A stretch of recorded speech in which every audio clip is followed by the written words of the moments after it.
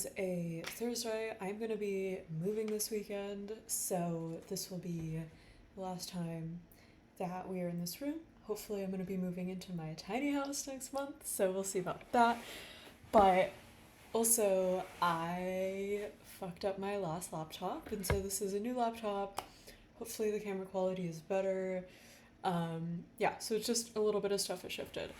So, I've been thinking a lot about social media, and I've been thinking a lot about cosmetic procedures and stuff such as that. So I've been struggling with acne for a really long time. I've had, I think, pretty severe acne ever since I was in elementary school, and it basically just spiraled out into this like whole lifelong self esteem crisis.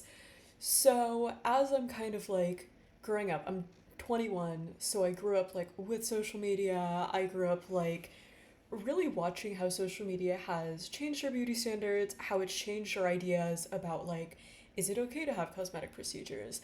And I'm trying to navigate this as someone who builds products, someone who works in the tech industry, someone who's had people close to me get plastic surgery that's really affected my own opinion of myself, as someone who really wants to get like laser removal for my little acne scars. I mean, most of my acne is gone because I started using retinol, but I'm like on Reddit, I'm trying to figure out how to treat my acne scars, and I just really had this pressing thought of like, do I really want to spend thousands of dollars to basically laser off my skin so that I don't feel like bad about my acne scars? So like last year, I think I wrote this article about the tech industry, the cosmetics industry. I had a really weird experience at Ulta, and I got home and I was like, okay, I'm gonna write about it. And because I'm about to move and because I have so much stuff going on, like Asher's launching stuff, Fora's launching stuff, I have like so many betas and so many things to do. I just wanted to sit down and go over something I already wrote and then just like discuss it and discuss kind of like what I've seen in the tech industry, why everything is like so intertwined, and to try to shed light on why I don't think social media companies will change the algorithm or change the fact that social media makes us feel like shit. So, okay, here we go. I'm gonna. Where did. What? Can I not hide you? Oh, there we go. Okay, so today we are going to be covering social media and beauty retailers and really like about the data loops and kind of like the different ways that products have changed to encourage shopping, the impact of social media on pre-existing beauty standards, and why I don't think it will ever be solved by social media companies themselves. So, first and foremost, let's hop into this essay. I wrote it last November. And so basically what happened is I will keep it up, but I'll just like summarize it and then you guys can like go back and read it if you want to. But I didn't wear makeup growing up. And I just started recently like putting more effort into my appearance, trying to get out of my burnout phase. And so last year I went to Ulta, and when I was checking out, the nice lady at the checkout stand was like, "Can I just get your ID?" And I was like, "Do you need my government ID for me to purchase eyeliner?" And she was like, "Oh, that's how we do points and rewards and returns." And I was like, I said yes, and I shouldn't have in hindsight, but I was just like so like enraptured by what has become, in my opinion, a very public normalization of data overreach and data collection overreach, where it's like everybody has so much information about us and we have so many different accounts in all of these different places. And especially within the beauty industry, I feel like this is particularly insidious because of the way that it literally works hand in hand with social media. And so basically that's what it's about. And then I also am discussing like my mom was really concerned about her looks, and I feel like a lot of Gen Z kids or Gen Z girls can relate to this. And she was really into like health improvement and like, just taking care of herself, all of these other things. And so when I was in elementary school, I started getting acne, and I just remember that I got this American Girl like magazine catalog, and the girl on it had a clear face, and I just started crying and I started freaking out. And I was like, why don't I look like that? Like, I was so sad. And this, for context, is what I looked like in 2014. I was really small. I obviously had like super bad acne. I've had it like for a really long time. I tried pretty much like all of these treatments. You could see like I literally just didn't show my face like on Instagram. I got on Instagram, I think, like in 2013, so relatively early when I was like in seventh grade, and I was also on Tumblr, which were very bad ideas. But as you can see, I've always been goth. I've always been on my e-girl baddie grind, and so I just thought it was so interesting, and I just hated my skin. Like you can see, I was like really obviously like unhappy with myself, and I was just really emo, and that's what it was all about. But yeah, I really got into eating disorder Instagram, and I got really into a lot of these very dark online places where I just wanted to punish myself because I just felt like I was like so fucking ugly. Like I would look at Madison Beer, or I would look at Alexis Ren, who was huge on the platform, and I would just be like, I don't look like that at 14.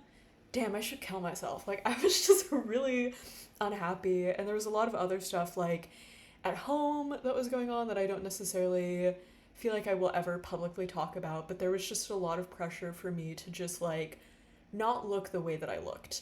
Um, and so, like, ironically, as I continued my software development career, I was actually invited to Instagram Kindness Prom, which was basically like in 2018, they set up this prom in Santa Monica, and they invited all these activist kids and they invited all these influencers, and I think like the Dance Moms girls were there. It was like crazy. I was like freaking out so much. My dad went with me, and I went, and I hated it, and I wanted to kill myself basically the whole time. There was me. I was just like, I look so fat. I look so shiny. I don't have lips. Like, I was just so deeply sad about my appearance, and I just really was like very unhappy. And I remember like standing around and really like looking at all these influencers and like looking at all of this like kindness like promo material and being like, it's really so ironic that they're having this Instagram kindness prom where basically they're like celebrating like you're okay, you're enough, like be kind to everybody. And it's like all of the influencers who were there were really like foundational, or were they were like honestly some of the biggest people on the platform who were most known for making other people like feel like shit about themselves with their beauty standards. And I just like remember feeling like this part, I'm gonna highlight it, where it's like it felt like a cruel joke in just like actually being on Instagram, being surrounded by other hot people and feeling as if you didn't deserve to be there, and feeling as though by showing up the way you naturally were that you were failing in some way.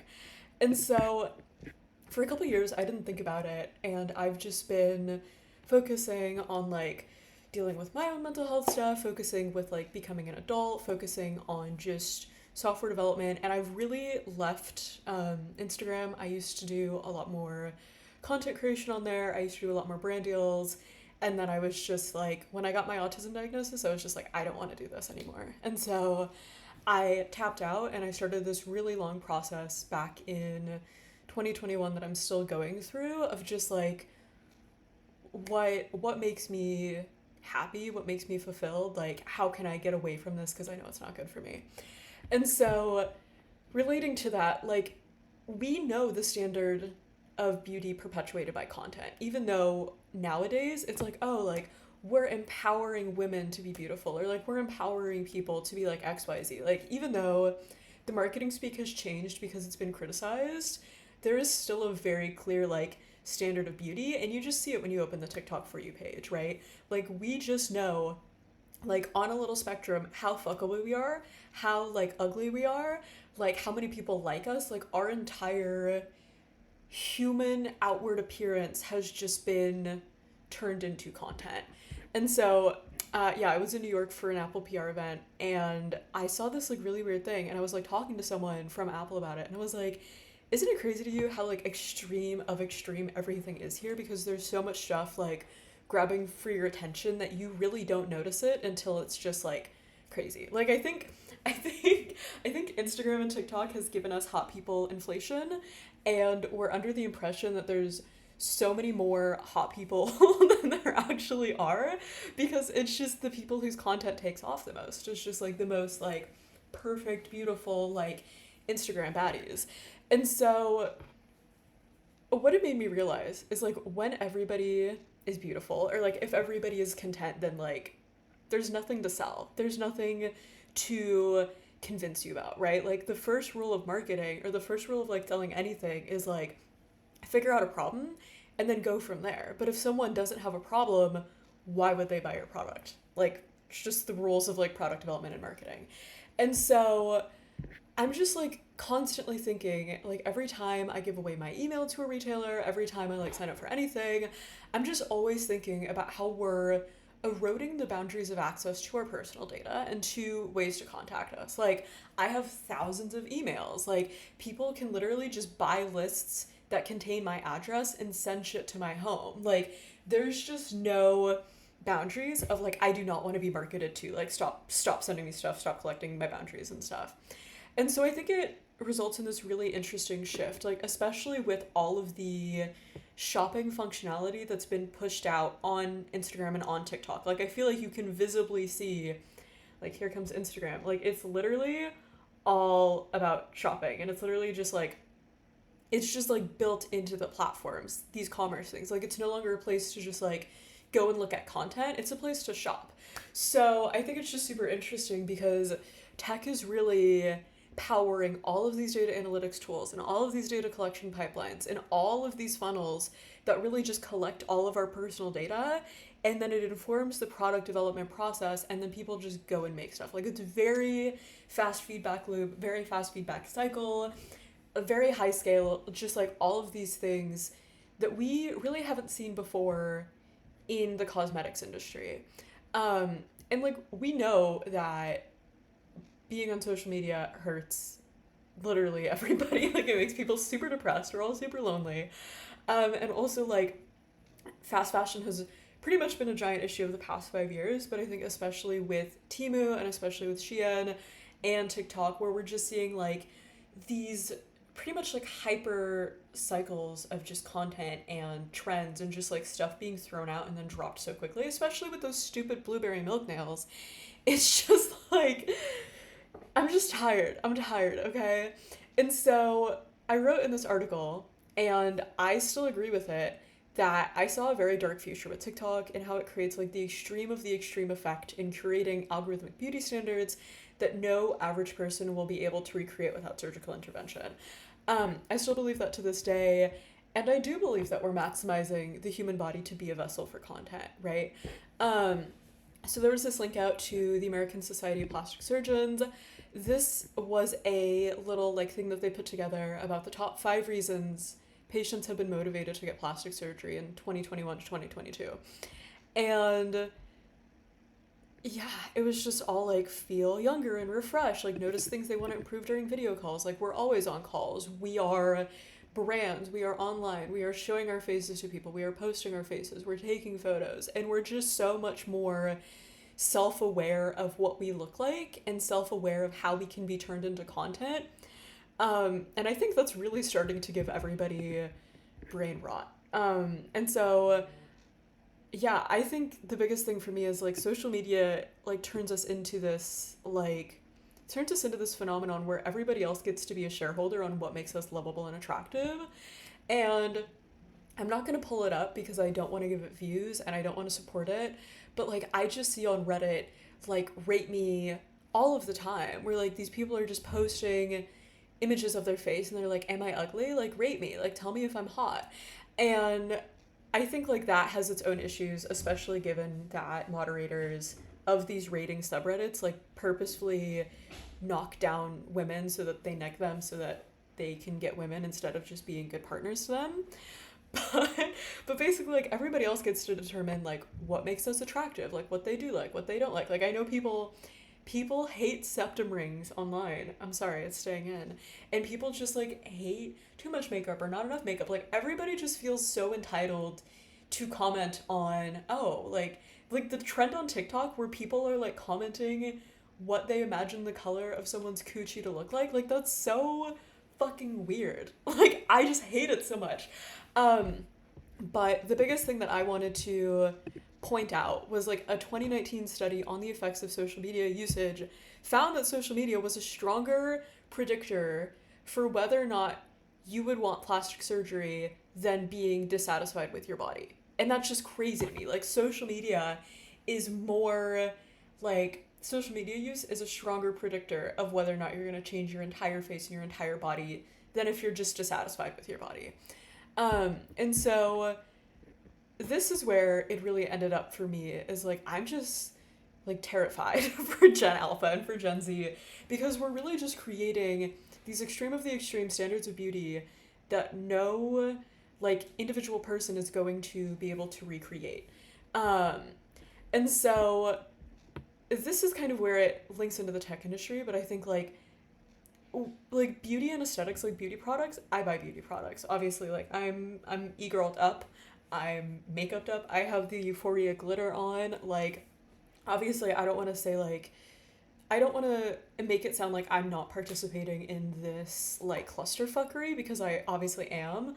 But I think the thing that I've more recently figured out is like, you will never have enough. Like, they will always, or not like they, but like you will just never be like satisfied with all of the products you buy or all of the clothes you buy or all the things you buy.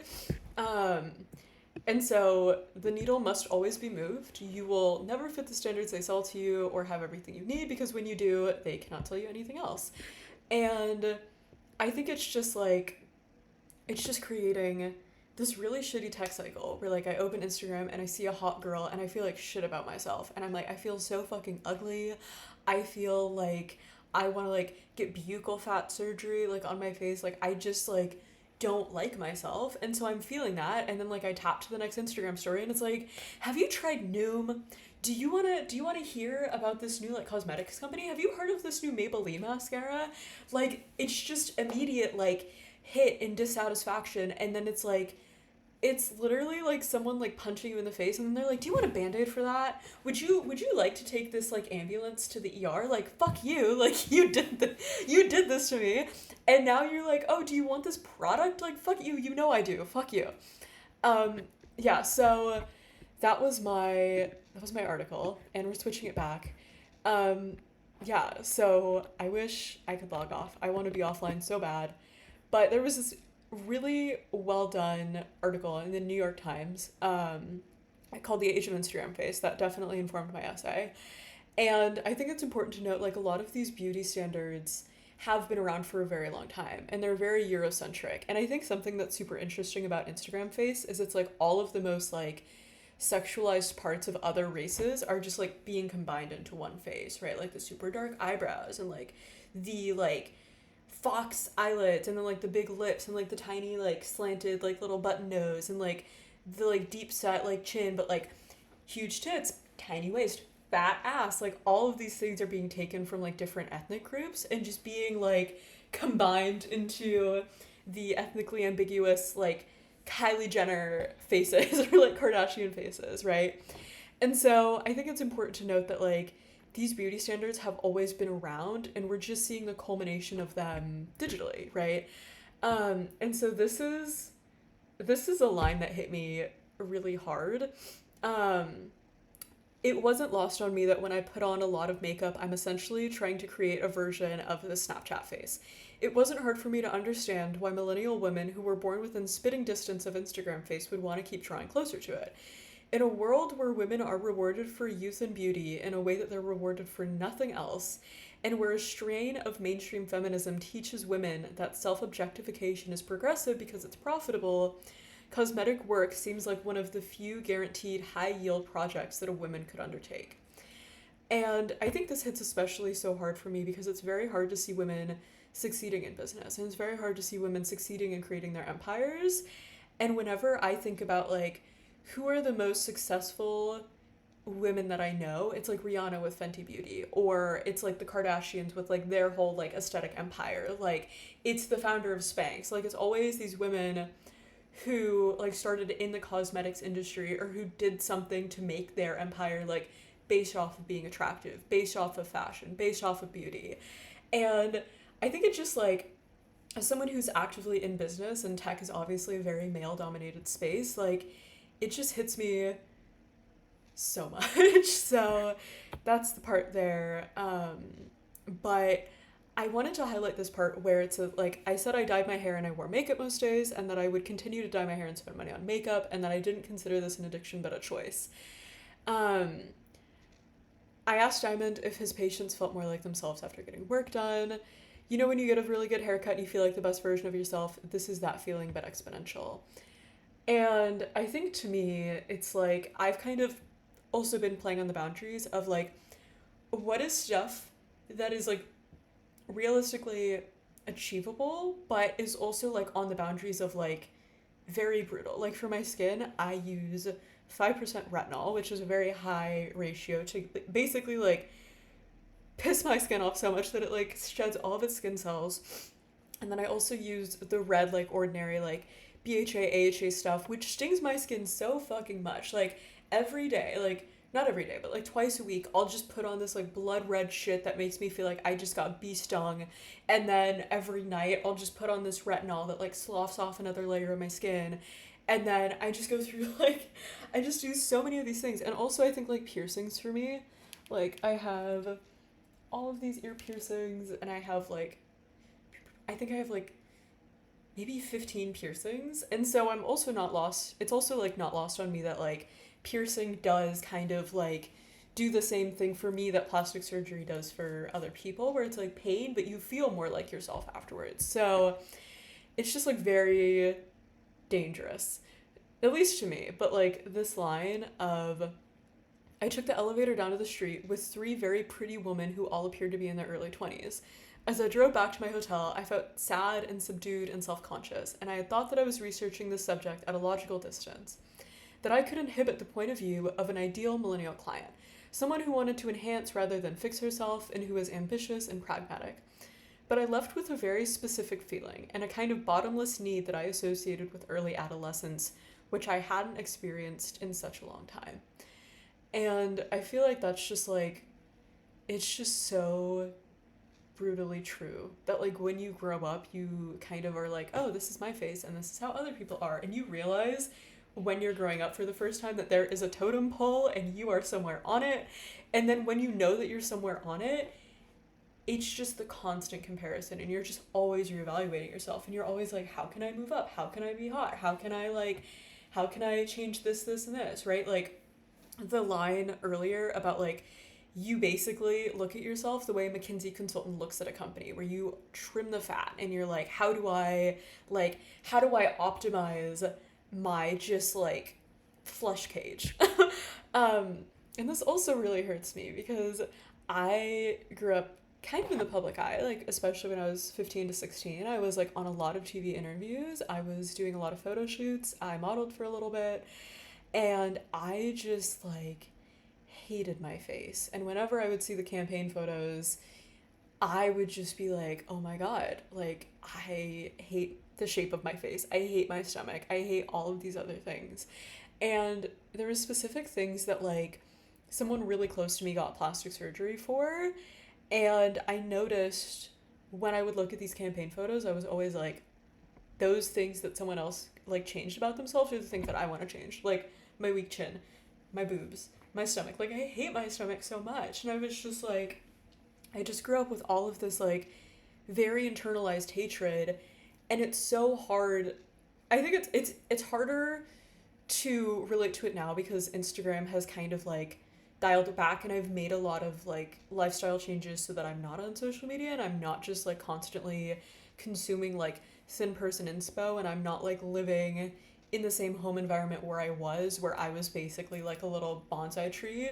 But it definitely like, it just makes me so sad that like I could be thinking about programming, or like I could be thinking about like what's the next charity product that I want to build that could like literally change someone's life, and I'm over here like, should I spend the little money I have just like lasering these divots off of my cheek? Like what does it matter? Like it just steals so much time from you, and it steals so much effort from you.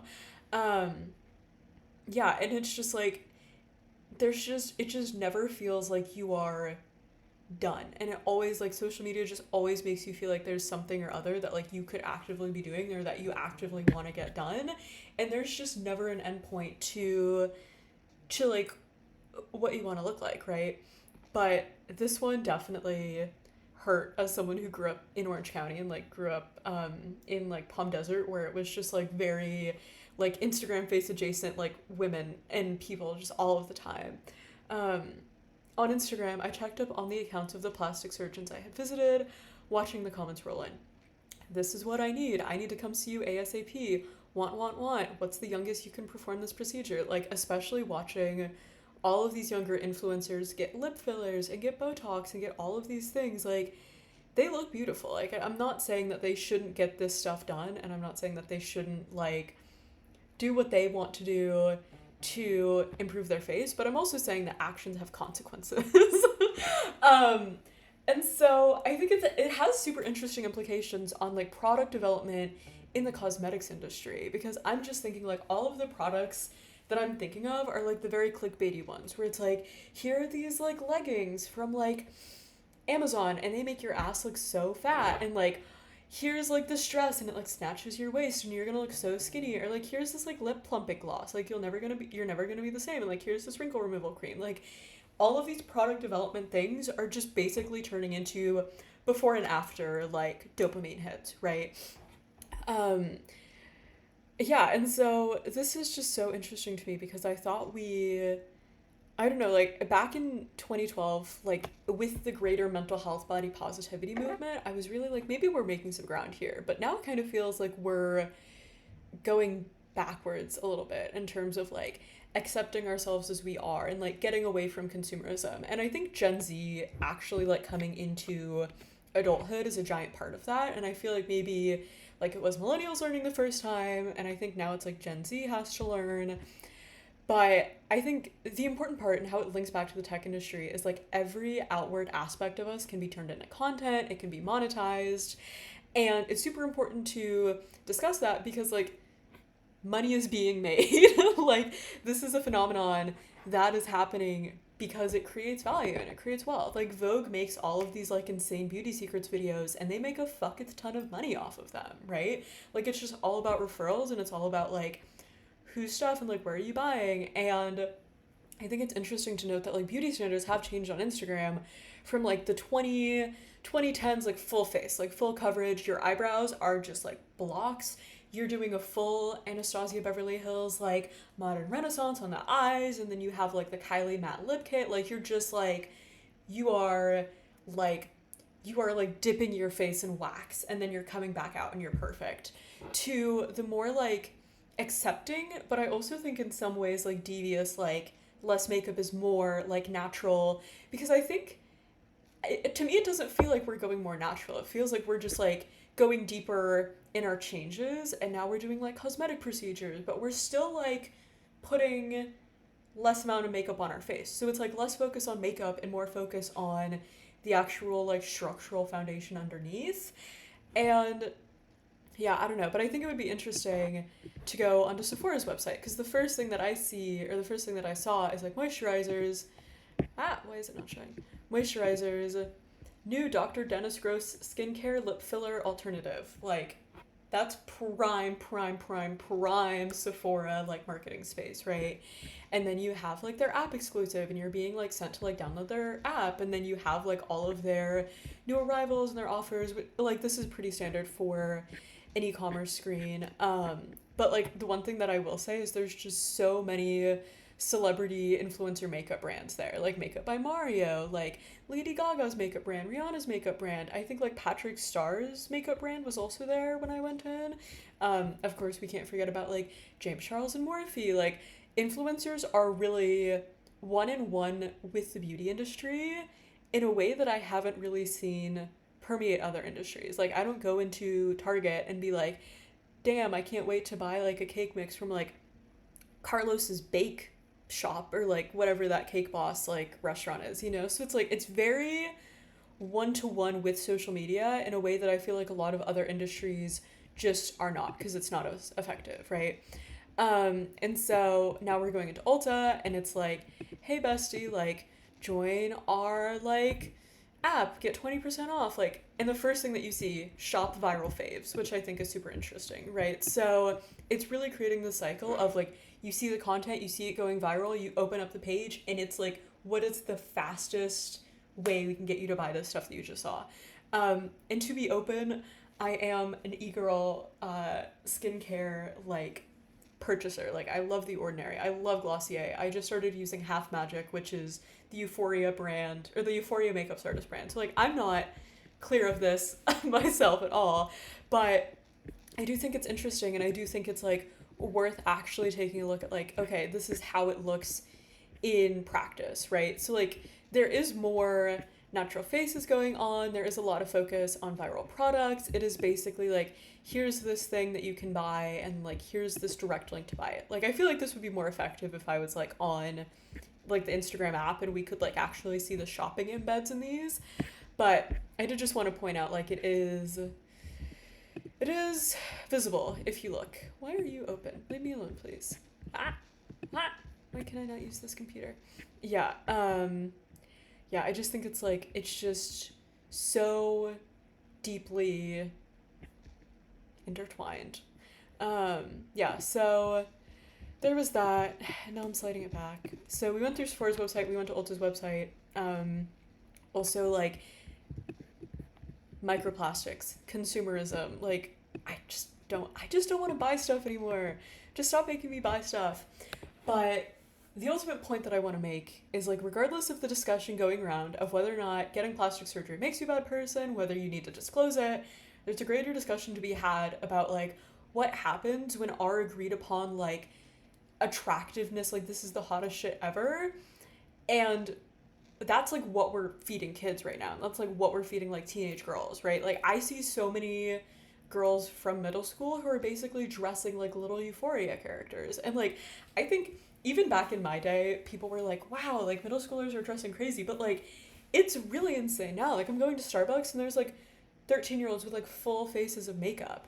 And so I'm wondering like, what's going to happen to those kids as they grow up and as they realize like, this is my human body and it doesn't look like what all of these other human bodies that everybody thinks are attractive looks like. Like, I just think we're so stressed. But here's my take on this. Here's my official take on this.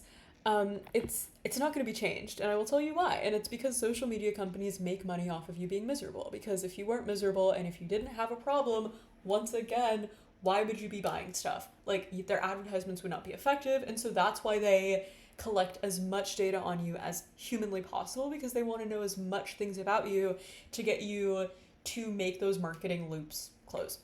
So I don't think they will ever make meaningful change about the algorithm and about like the discontent and about the sadness that it creates, even though they want to. Like, look at this freaking photo. I don't know why I say freaking and then I just cuss like 20 minutes later. Oh, hi Lily. We'll talk to you in a second.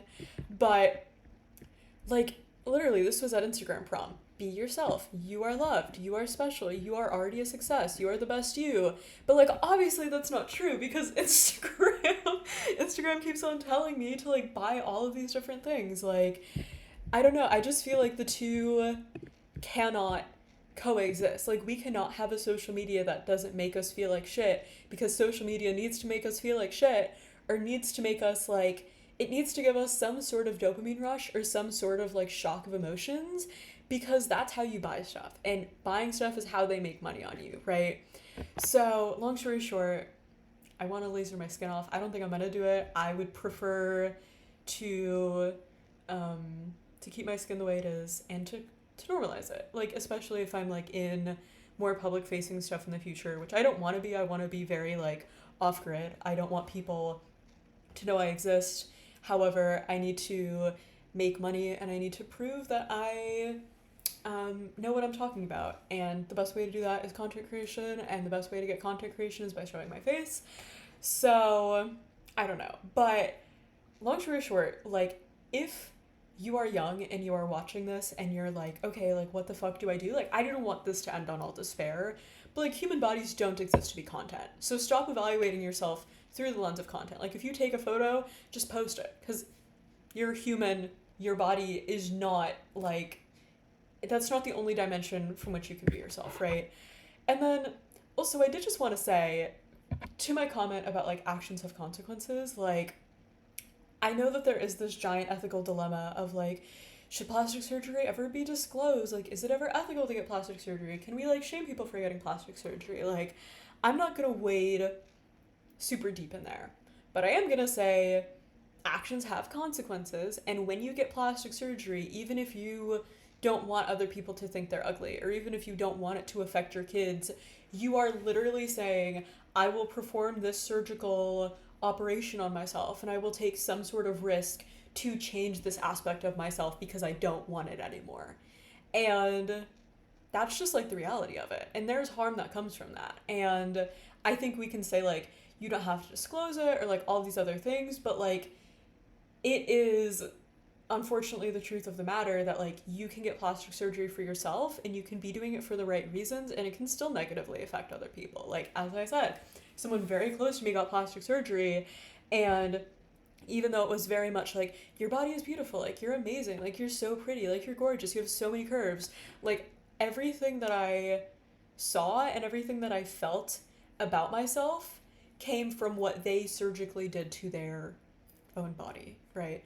So that's like the gist of it, is like, even if you do get plastic surgery, and that's how I feel about my acne scars, because I'm like, yeah, I can get rid of it for my own benefit, but like, what if some other kid is out there and they're like, fuck, like, I have acne scars and I look so ugly? Like, the amount of body dysmorphia on r/acne scars is actually crazy, because most people are like, it has ruined my life, like, I'm gonna kill myself. Like, so I think like at the end of the day, whether or not you want it to affect yourself, and I also don't feel like this applies to like transitioning surgery. Like, I feel like facial feminization surgeries and like other stuff like that, like, do whatever you want to do, but like, in terms of just like plastic surgery in general, like, you are signaling to other people what your idea of beauty is, or like what your idea of a transition is, and like, sometimes that can be harmful, sometimes it can be not, but those consequences do happen. So I also wanted to give a little bit of context. Like, I have obviously removed myself from a lot of this. I don't work with brands anymore. I don't do public facing stuff anymore. I've basically just decided that I want to be living in the middle of the woods for the rest of my life, and that I just like don't want to be public facing, and I don't want people to like, I don't want to be doing photo shoots. I don't want to be like making content besides like what I already do, which is very like, very to the point and very chill for a specific reason. But like, I've had to make a lot of changes about it. And so how I handle it is like, I don't use visual social media for stuff besides work. On my Instagram, I will show like, I used to post like so many photos of my face. I used to show so many photos of like my face and my work, and like, what? No, sorry, I don't know how to. How do I not know how to use Instagram? Yeah, I used to post way more photos of my face, and now it's just like, maybe I'll post like a little bit of the software that I'm working on, or like an essay that I wrote. Like, I honestly haven't posted my face like in years, which has been very nice. I don't use TikTok for anything besides home inspection TikTok. Like, I just refuse to be in beauty circles really in general, and I also don't use algorithm pages. I try to stay like on the following tabs. I try to not be on the For You tabs, and part of a greater shift is I'm trying to put my self-worth into how I care for others. Like, am I empathetic? Am I showing up for my friends in their time of need? Like, am I someone who treats my friends and who treats the world with respect and with love and with care? And that's how I'm trying to pin my self-worth, is like, it's not on how I look, but it's on how I interact with the world and how I care for the world. And then also, like, I just block hot girls. I'm sorry. Like, if I see someone and I'm like, I know this is like a giant trigger for me, like someone with a super thin stomach or like a very slim, like cut out face, I'm just like, this is gonna be a trigger for me. Like, I can't really do it. I'm very selective about who I follow for that exact reason. And I allow my perfectionism and I allow my like desire to improve myself like into my style. Like, I'm very into fashion. I'm very into like, obviously the stylization of me. I'm very into piercings, and so I try to put that excess energy into curation of the things that I can control, which is like, what am I wearing? Like, what's the makeup look going to be like today? Um, and I've also done a lot of internal work to the point where I understand that like jealousy is a tool, because it shows you like this is something that you want or this is something that you admire, and it's just admiration in a way that's turned sour. And so whenever I start to feel jealous, I'm like, am I jealous about something that I can actually change? And if not, like, stop it. Like, do not entertain it. Like, it's taken me a lot of time to be able to bring myself out of jealousy or to bring myself, like, out of anger or out of these feelings of, like, self failure, but it's something I'm still developing. And then also just, like, shifting my focus from, like, I don't want to be aesthetically attractive, but I do want to be healthy. And I do want to drink water and I want to go on walks because it makes me feel good. And I want to care for my skin, not because I like want my acne scars to be gone, but because I want to have beautiful skin cared for from the sun for a really long time. So that's how I handle it. I'll be like 5 minutes, I'm sorry. And then here's the serotonin for the video. I'm actually gonna hop it here because that was my friend and I want to get coffee. But question of the video is like, how do you feel different social media platforms amplify beauty standards in different ways? Like, do we feel like they kind of like accelerate it, like with TikTok and all the videos? Like, does that change the beauty standards, or is it pretty much like on every platform that you just feel like shit no matter how you're getting the content? So that is the end of the video. Thank you for watching. I'm gonna go get a pumpkin spice latte with Valkyrie, and I will see you guys later. Bye.